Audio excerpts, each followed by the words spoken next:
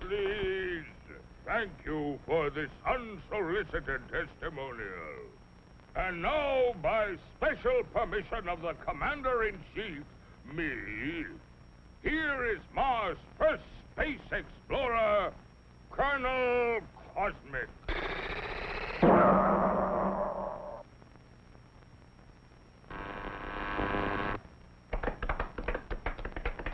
I can't tell you how happy I am to see your smiling faces once more. First, let me say that this trip was made possible only by our dauntless chief, Og the Magnificent, introducer of Og Power, which runs most of our industry, and inventor of Og Speed, which doubles the original Og Power. A short time ago, the master was having trouble with the state limousine. He had, of course, developed the explosive charge. But it was inclined to get a little out of hand, just slightly. And, of course, there was always the problem of friction. Parts rubbing together, heating up, and causing all sorts of trouble.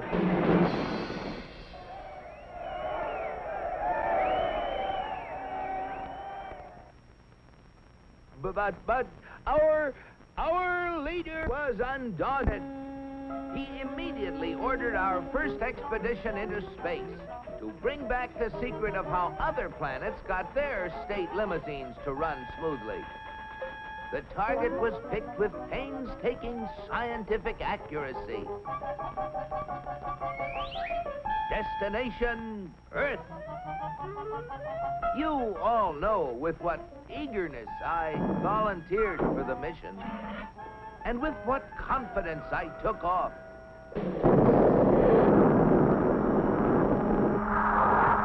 I took careful bearings and set out for my goal. It seemed no time till I was approaching a country of Earth called, the United States of America.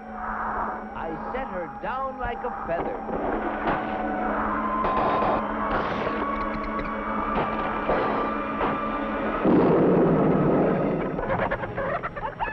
What's all the racket? Naturally, I protected government property by making the saucer invisible. They're after the chickens, Ma. And though the natives showed great interest in me, I decided to make myself invisible too. Seeing moving lights in the distance, I headed for them. What phenomenal luck! I had landed close to what seemed to be an endless procession of state limousines. They moved quickly, and yet with fantastic smoothness. I just had to get a closer look at one of those Earthmobiles.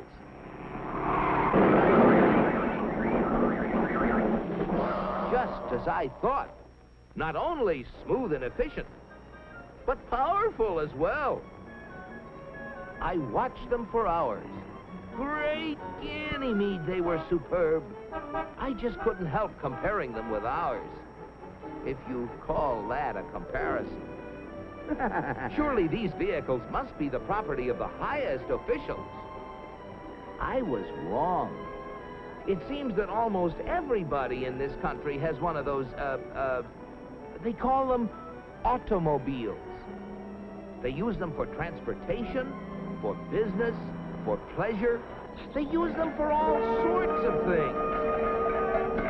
I found that these vehicles gather at places called service stations, where they are fed, lubricated, that's how they beat friction, and given the finest care. The source of their nourishment was something called petroleum. A power source like that must be a highly prized state secret. I had to find out about it. Perhaps the secret lay within this government archives building. It was heavily guarded, but casting discretion to the winds, I walked boldly inside. Their code was remarkably easy to break. They merely substituted the word oil for petroleum. And I soon got hold of a veritable mine of classified information. I began to assimilate the material. I soon found out that though petroleum products are easily found anywhere, petroleum itself is a very elusive substance. Experts have to search for it constantly in all the most likely and unlikely places with all kinds of scientific devices.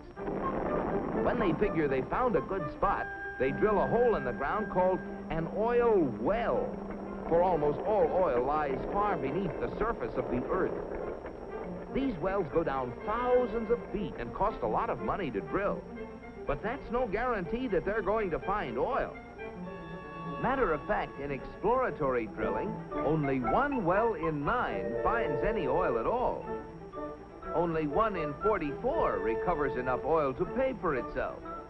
And only 1 in almost 1,000 makes a major discovery. Pretty big odds. Yet America's proved reserves, the oil supplies still underground, have kept increasing steadily. I couldn't imagine how this ever-increasing supply of oil was achieved until I found out that there's not just 1, but thousands of oil companies, all competing with each other to discover and develop new sources of oil. For believe it or not, in the USA, anyone who is willing to risk it can drill for oil. But oil discovery is only part of the story. Once they get oil out of the ground, it has to be moved through pipelines, on ships, or in tank cars, to fantastic processing plants called refineries. Crude oil goes in, and great Jupiter, the things that come out. Gasoline, for example, the most efficient mobile power source on Earth. That was the stuff that powered all those cars and trucks. And asphalt, which makes smooth, durable roads. It seems that oil not only runs cars, it even gives them something to run on. Another oil product is the diesel fuel, which runs giant trains across the nation. In winter, fuel oil made from petroleum brings warmth and comfort to millions of homes. And still other fuels help defend America's shores and skies.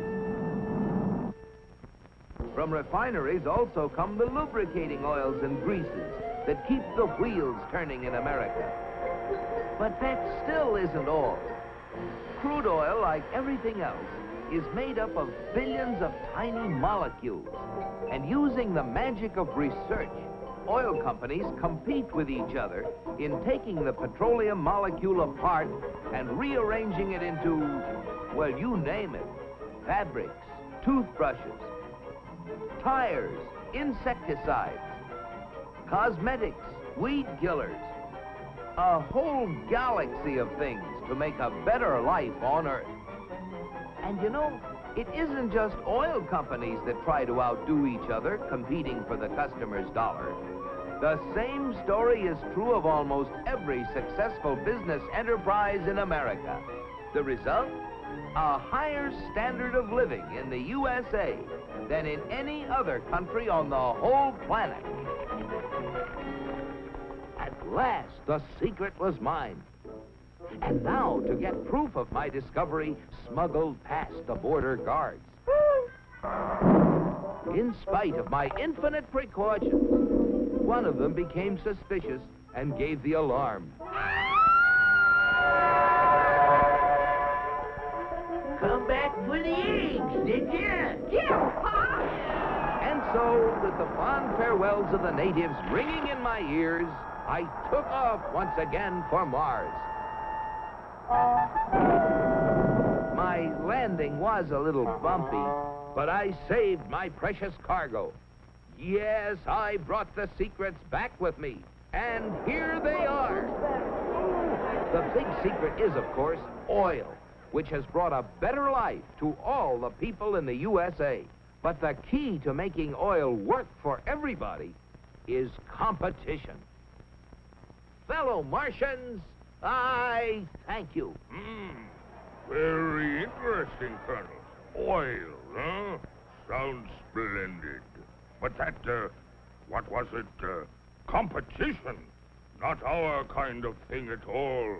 Why, competition is downright un-Martian. Oil? We'll have oil for everybody.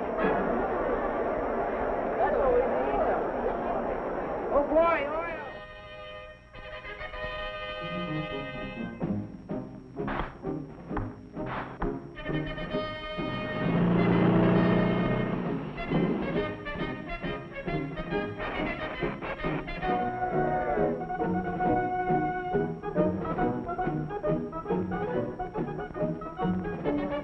Look at them. You know what this means, Cosmic?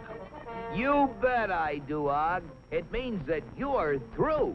So why don't you get lost? Yes, the real secret is not only a great source of energy, but also the freedom to make it work for everybody. And if you have both of these things, any goal is possible. It's Destination Unlimited.